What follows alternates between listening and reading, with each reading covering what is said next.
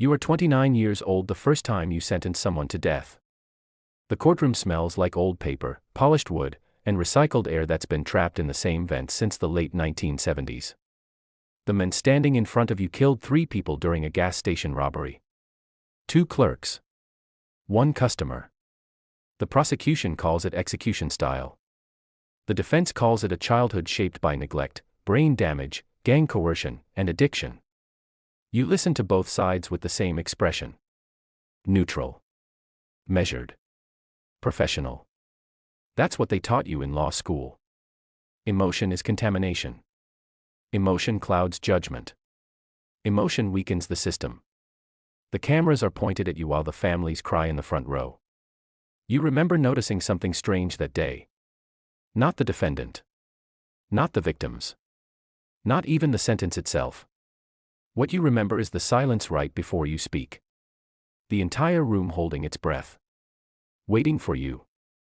A single human being with enough institutional authority to decide whether another human being gets to continue existing. You expected the power to feel heavy. Instead, it feels clean.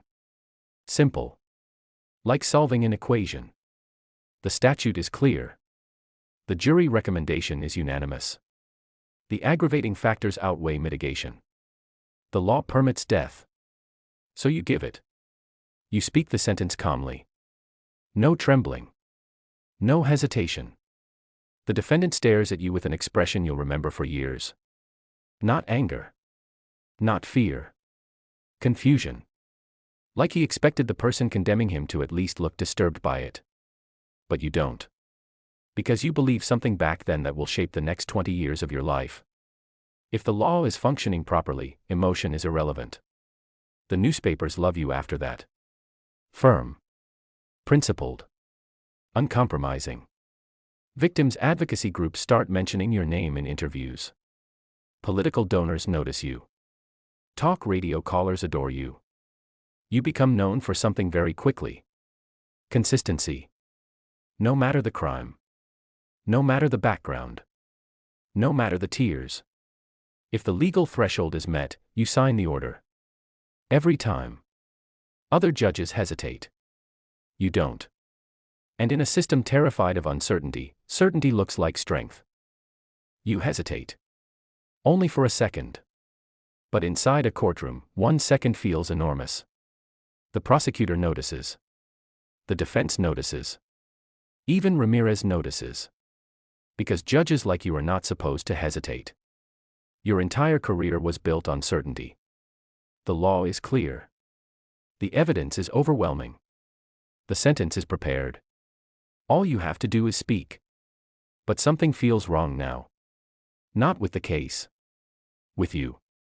For the first time, the defendant does not feel separate from humanity. He looks painfully human. You imagine the rest of his life in fragments. Steel doors. Fluorescent lights. Appeals. A final walk into a room designed for organized death. And suddenly you realize something terrifying. The state does not kill with rage. It kills with procedure. Paperwork. Schedules. Calm voices. You spent 20 years turning moral horror into routine administration. Ramirez's mother cries quietly in the front row. You remember your own mother after your brother Daniel overdosed. Her shaking hands. Her exhausted face. And your cold response. He made his choices. Back then it sounded rational. Now it sounds empty. The courtroom waits for you to continue. Everyone expects another death sentence. Another example of your famous consistency. You suddenly hate that word. Consistency. Machines are consistent. Human beings are supposed to struggle. You look at Ramirez again. 26 years old. A murderer. But also a child who became damaged long before becoming dangerous. And for the first time, you understand something law school never taught you. Punishment is not the same thing as understanding. The silence stretches. Then you finally speak.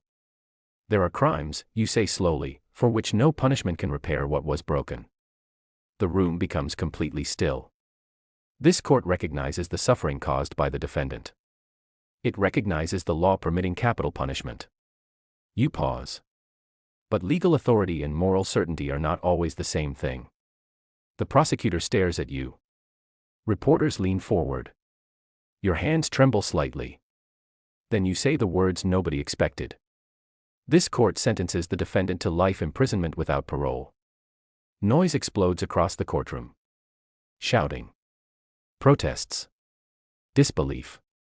But beneath all of it, you feel something unfamiliar. Relief. Not pride. Not confidence. Relief. As if something frozen inside you has finally started moving again. Ramirez looks at you with the same expression the first condemned man gave you 20 years earlier. But now you understand it. He was searching for proof that someone inside the system still felt the weight of death.